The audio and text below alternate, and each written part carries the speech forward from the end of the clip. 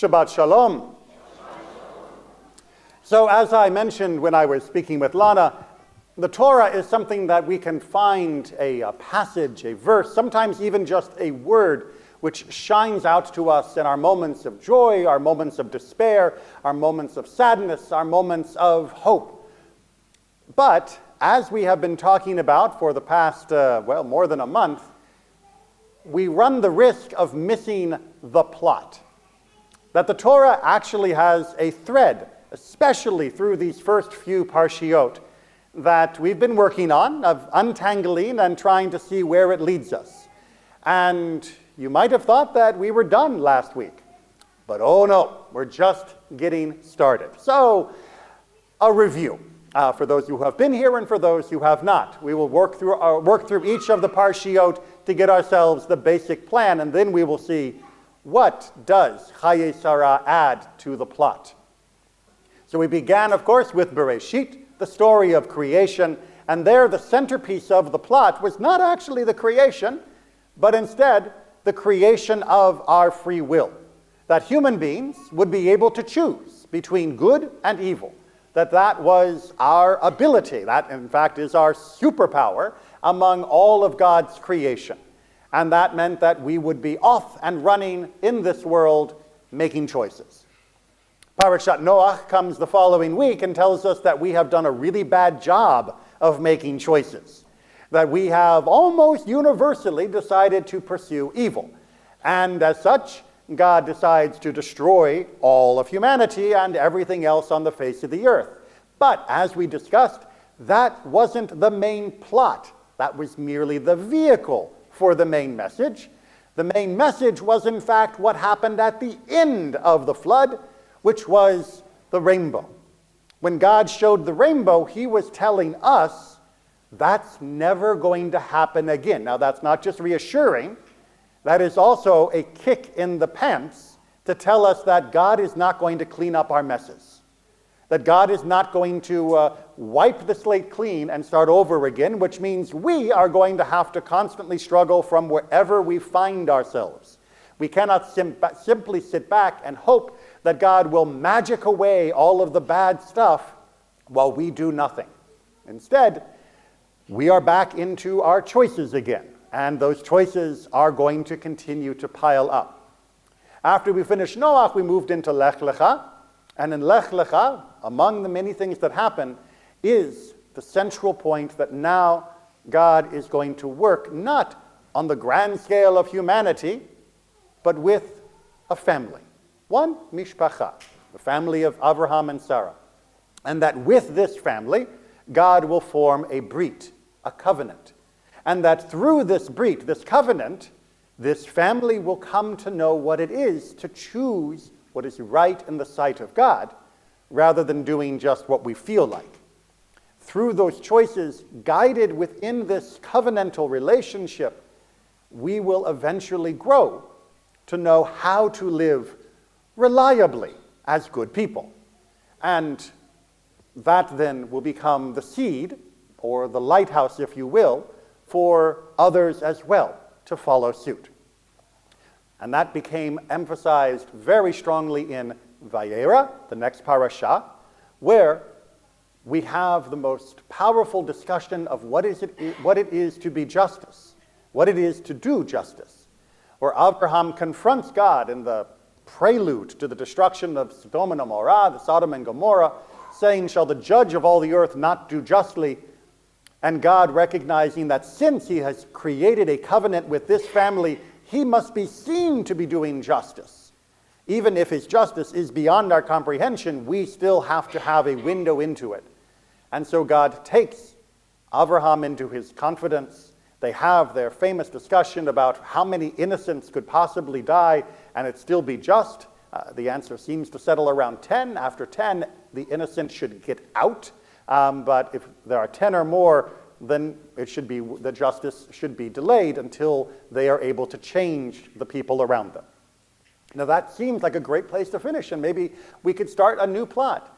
But no, Chayei Sarah comes along and again gives us a reminder that following God is not just about the grand questions of justice, Not just about how do we struggle when an entire city has become corrupted in order to right it and straighten it on its path, or what do we do to escape the destruction that comes when a whole community has fallen in such a way.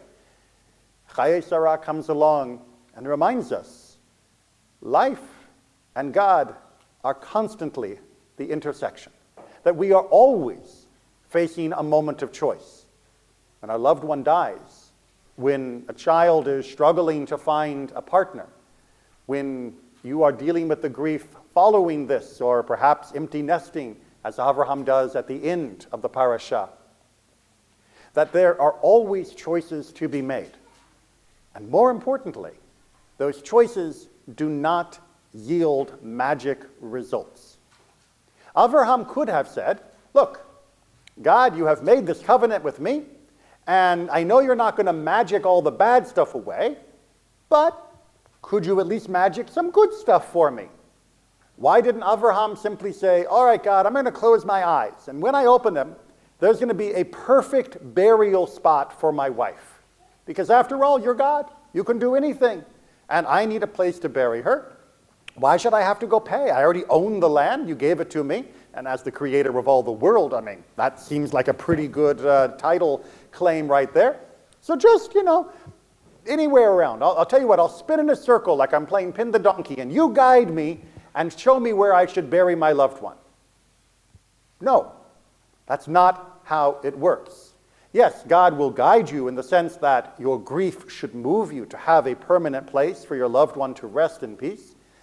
God will guide us by giving us the strength to rise from our tears and take care of the needs of our deceased. But God is not going to magically provide a burial spot.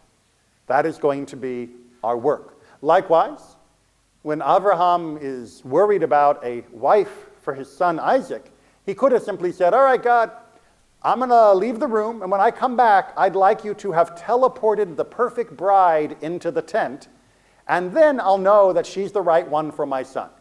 Could you do that, God? I mean, you make the sun go up and down. Can't you at least move a nice girl around in order for my son to find her? It's not how it works. Yes, God can teach Avraham, and through Avraham teach his servant, what the characteristics are for a good bride for Isaac, one who is hospitable, one who is tireless in her effort, one who is eager to escape her home, given how terrible the home that she came from was. Yes, you can notice those features because of God's teachings and God's guidance, but she is not going to simply walk through the door one day as though teleported by magic. It turns out in Chayei that we are discovering that God is not going to magically solve all of our hopes and dreams the same way God is not going to magically erase all of our frustrations and difficulties. That this brit, this covenant that God has created for us, is not one where we are going to simply sit back and allow all of the blessings of God to flow upon us and the shield from all the curses of the world to protect us, but instead we are going to constantly be working in order to translate what God has given us into action, into deeds that will require our effort, our lifelong effort. There will be moments of peace and rejoicing, such as a bat mitzvah, but you don't get to this moment without doing all the hard work, right? Without going through a year of practice and study, without all of the rigor and all of the other challenges that can come for the family as well in order to reach this moment. But this is what God has promised, that we will be able to reach these moments, we will be able to thrive, and that goodness will benefit us despite the naysaying of the wicked in the world.